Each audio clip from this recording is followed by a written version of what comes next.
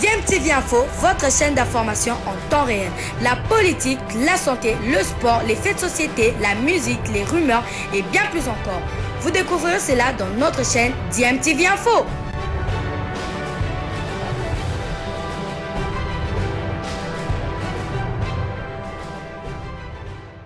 Vous êtes sur DMTV, bonjour ou bonsoir, tout dépend de l'heure à laquelle vous nous suivez. Tout le plaisir est pour nous de vous retrouver, mais surtout de savoir que vous êtes nombreux en train de suivre votre chaîne YouTube DMTV. DMTV qui vous propose encore une fois un tour du côté de Tunis, où continuent à se préparer les léopards de la République démocratique du Congo pour les éliminatoires de la Coupe du Monde Qatar 2022. La RDC, vous le savez, doit affronter au mois de septembre prochain d'abord la Tanzanie, ici en République démocratique du Congo, probablement du côté de Lubumbashi, parce que le stade des Martyrs n'ayant pas répondu en tout cas aux normes exigées par la FIFA et de la CAF.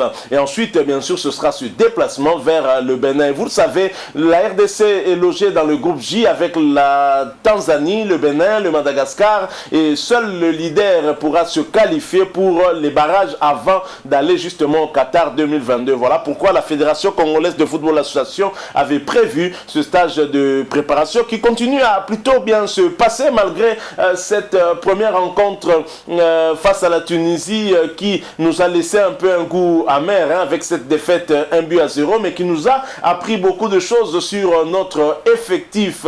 Alors à 48 heures du deuxième match amical qui va opposer la RDC au Mali, ce sera déjà ce vendredi 11 juin 2021, je dirais même à 24 heures de ce match, puisque nous sommes déjà le 10 juin 2021. Les léopards de la République démocratique du Congo vont évoluer sur le coup de 16 heures à El Mensa.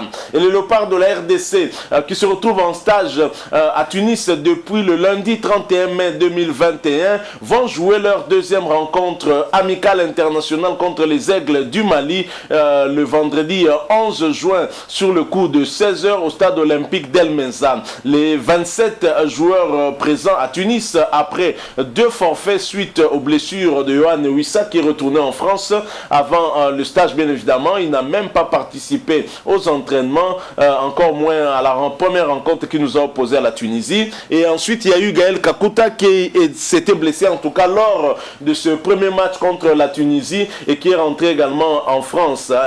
Il a eu bien sûr droit à 4 séances d'entraînement. Alors, excepté les 11 joueurs titulaires du match contre la Tunisie qui avaient été laissés au repos le dimanche dernier, les autres en tout cas s'étaient entraînés pour continuer en tout cas à peaufiner leur préparation de ces éliminatoires de la Coupe du Monde Qatar 2022. Alors hier mercredi, les léopards étaient une fois de plus aux entraînements, toujours à huis clos, pour rechercher cette sérénité, se préparer dans de très bonnes conditions. Vous le savez qu'à la tête de la RDC se trouve un nouveau sélectionneur national qui a besoin d'un peu plus de sérénité pour faire asseoir sa philosophie à ses joueurs. Alors la séance du mercredi s'était déroulée bien évidemment à huis clos afin de permettre au staff technique de l'équipe de la République démocratique du Congo de mieux travailler sans la présence des professionnels des médias ou encore du public.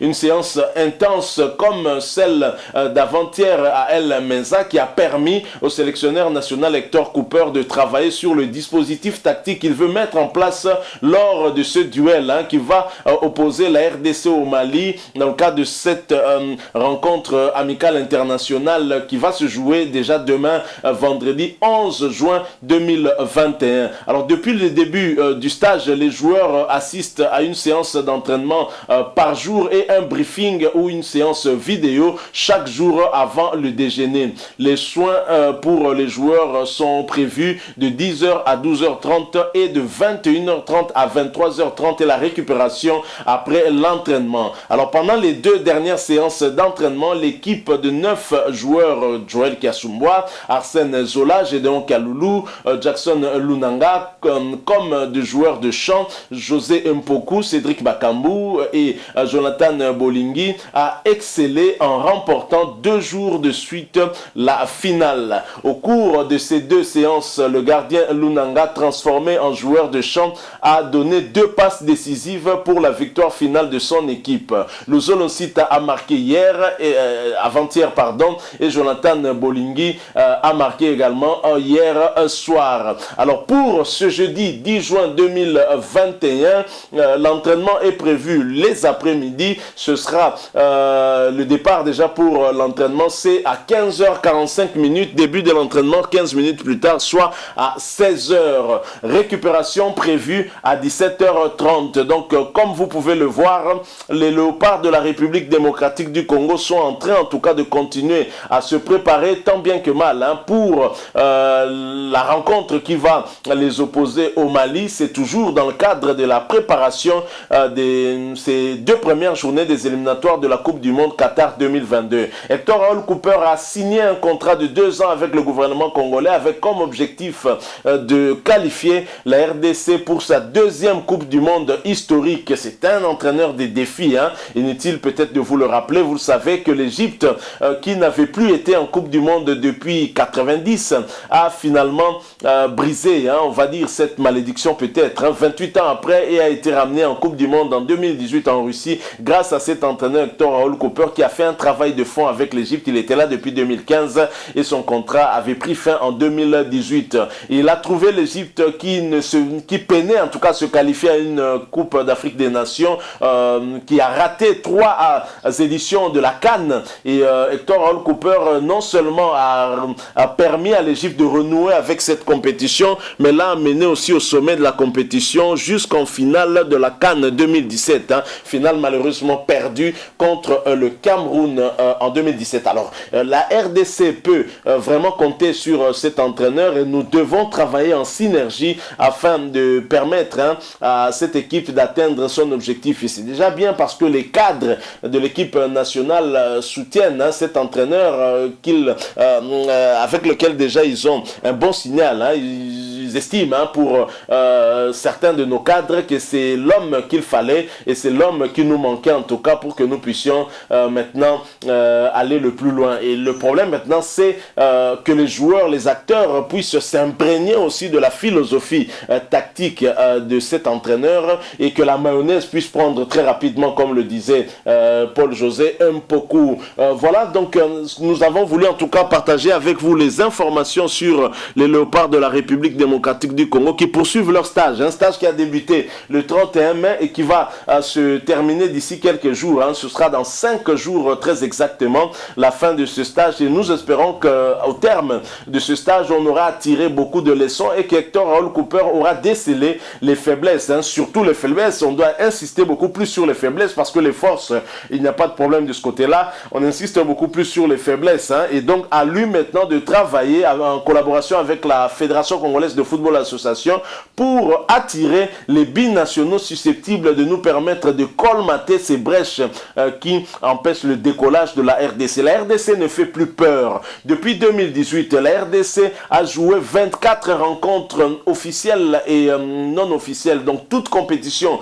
confondues. La République démocratique du Congo n'a gagné que 4 matchs et n'a pas su gagner lors des 20 rencontres. C'est vraiment incroyable, des statistiques exécrables. La RDC, sur les 4 matchs remportés, en a remporté 2 ici à domicile. C'est dire qu'à domicile, nous commençons à perdre beaucoup. La RDC ne fait plus peur. 11 matchs nuls et 9 défaites. Le bilan est très largement négatif. Et dans ce bilan de 24 rencontres, Hector Raoul Cooper commence très mal aussi avec une défaite. Mais c'est la seule en tout cas parce qu'il n'a pas encore joué son 2e match. Et donc c'est dire qu'il y a un travail de fond qu'il faut faire avec cette équipe. Je pense qu'il faut une nouvelle dynamique qui va nous permettre en tout cas d'aller le plus loin possible. Certains critiquent déjà Hector Cooper alors qu'il n'est qu'à ses débuts. Je signale parce que d'autres semblent nous faire laisser croire que Hector Cooper c'est lui qui a fait cette sélection qui est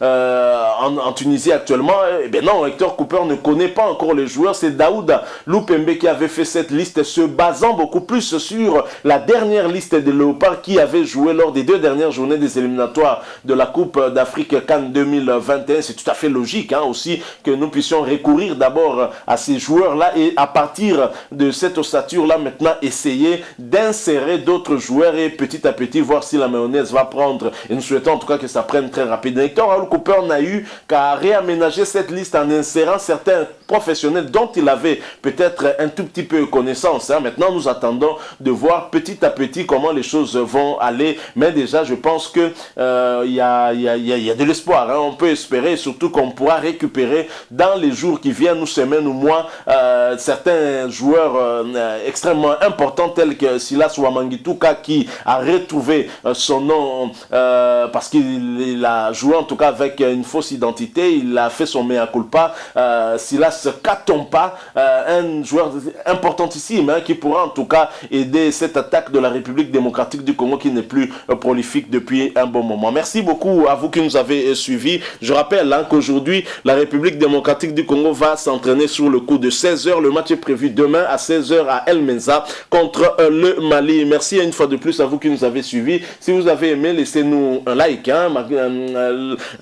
laissez-nous un maximum de j'aime s'il vous plaît. N'oubliez pas de partager avec nous votre point de vue sur ce sujet en nous laissant un commentaire. Abonnez-vous également, vous êtes nouveau sur cette chaîne ou ancien mais vous ne vous êtes jamais encore abonné, abonnez-vous et activez également la petite cloche de notification. Il vous suffit de cliquer dessus, elle vous permettra de ne plus rien manquer des prochaines vidéos que nous allons vous proposer. Merci une fois de plus à vous, nous espérons vous retrouver très bientôt avec un autre sujet d'actualité. En attendant, portez-vous bien et DMTV vous dit au revoir.